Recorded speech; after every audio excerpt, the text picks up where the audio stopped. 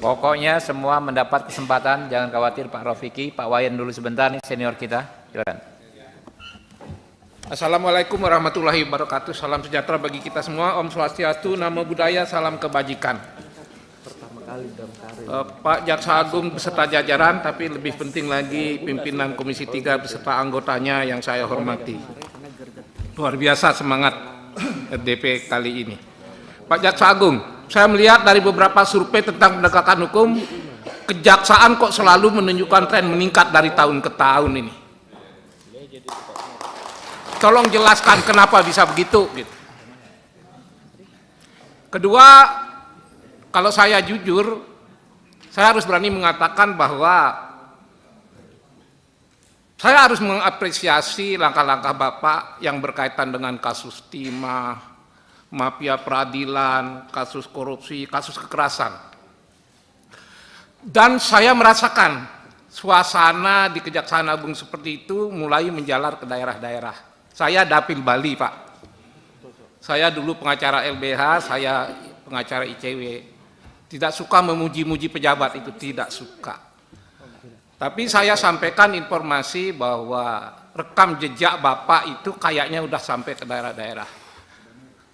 Saya nggak tahu Kajati Bali ada di sini apa enggak.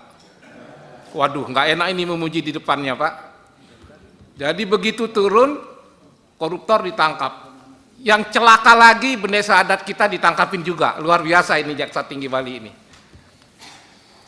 Tadi ada pernyataan bahwa di Papua kalau ada jaksa-jaksa bagus itu perlu dapat promosi. Bukan hanya di Papua, Pak. Di tempat-tempat lain yang berprestasi juga perlu dong. Juga termasuk Bali memang kalau dinilai baik tanpa harus mencampuri, kenapa tidak?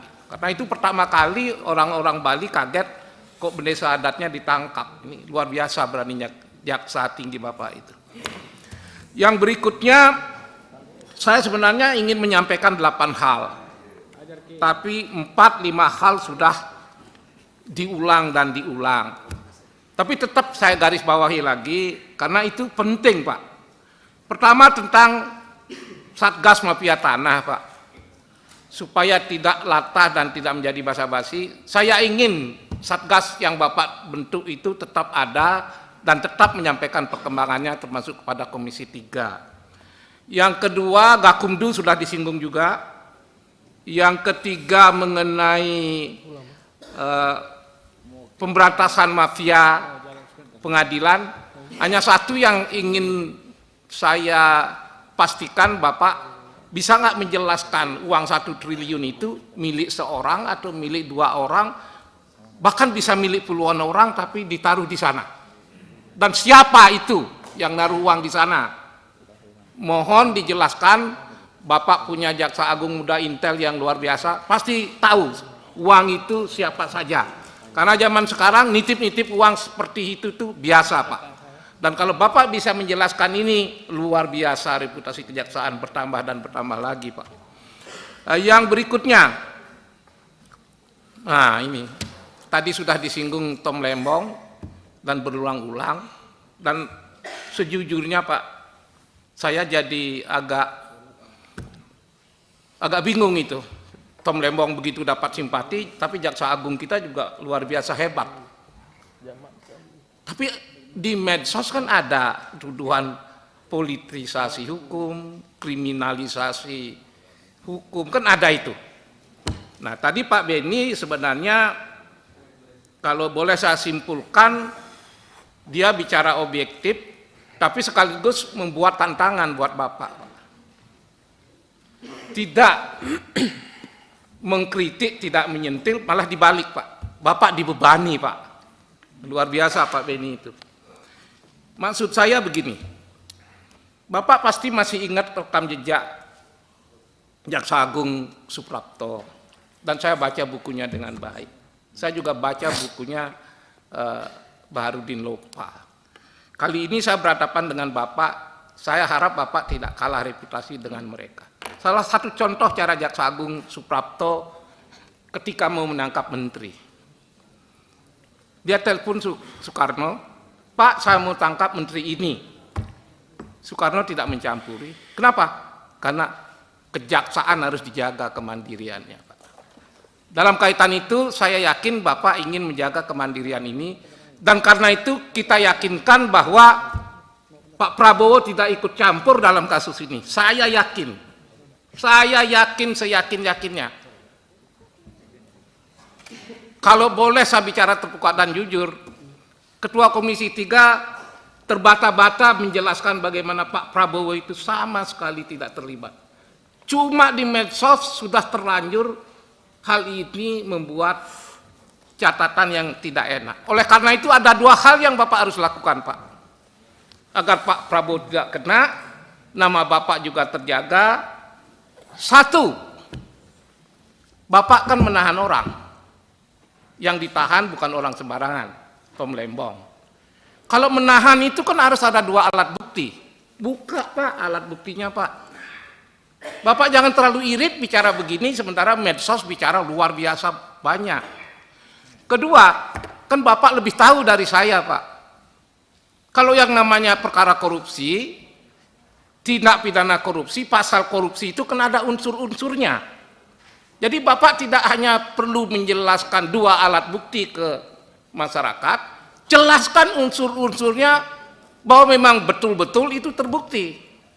Tapi kalau karena beberapa kekeliruan, lalu dua alat bukti itu tidak memadai dan lemah, unsur-unsur nggak terbukti, SP3 juga bisa mengatasi masalah.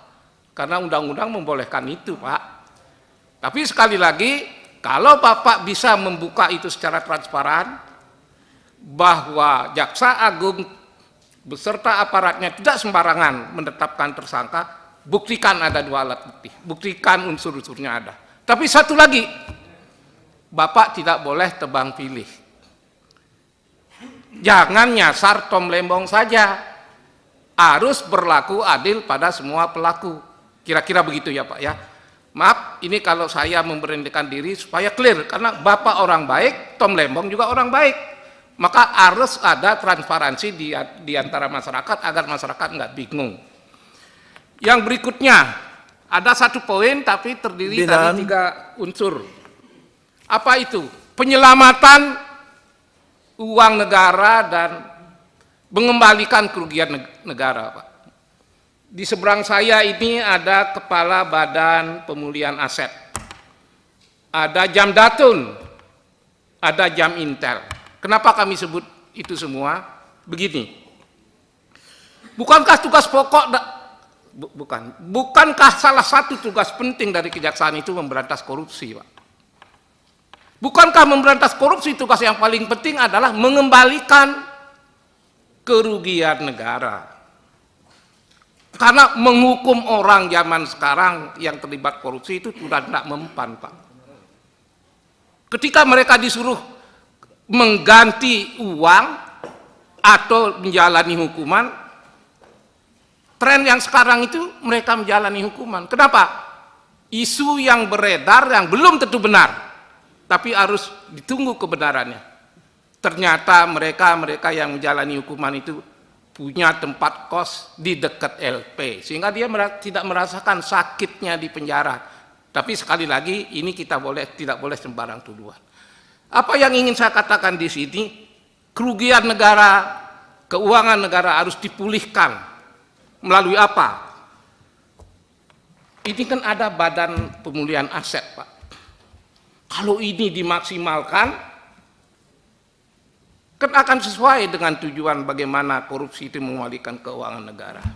Yang kedua, jika Jam Datun diberdayakan, kenapa tidak didorong melakukan gugatan-gugatan? Gugatan apa? Ya terhadap para koruptor. Kalau bekerja sama dengan Jaksa Agung Muda bidang Intel, pastilah bisa mengetahui kemana aset-aset negara itu disembunyikan. Kalau ini yang bisa kita katakan, maka tujuan Bapak memberantas korupsi, memulihkan kerugian negara, mudah-mudahan makin hari makin bertambah. Tapi kalau saya ngomong begini bukan berarti saya mengabaikan bahwa kejaksaan, tadi disinggung, sudah banyak sekali mengembalikan kerugian negara melebihi apa yang dikerjakan KPK. Sekali lagi, Pak, apa strategi Bapak ini, apa terobosan Bapak ini, Selain yang saya sebutkan tadi, lalu bagaimana tanggapan terhadap hal yang saya katakan tadi? Apa terobosan dan strategi Bapak untuk mengalihkan keuangan negara agar dalam waktu dekat negara membutuhkan uang yang begitu banyak, Bapak bisa membantunya dengan baik. Terima kasih. Terima kasih Pak Wayan. Kita perpanjang dulu ya, karena ini sudah jam 4, 1 jam cukup ya. Ya, terakhir ya, jam 5 biar karena waktunya. Pak, kalau Pak JA atau mau ada ini dulu? Ya, nggak ada masalah ya. Jadi kita jam 5 ya, kita perpanjang 1 jam ya.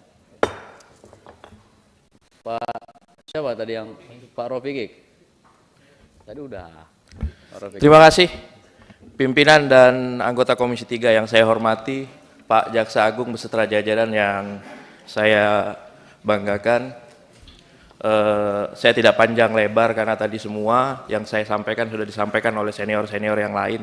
Ini terkait dapil saja Pak Jaksa Agung. Kebetulan saya juga belum kenal sama Ibu Kajarinya. Bu, izinkan Bu, saya Muhammad Rofiki dari Kalsel 1. Ya.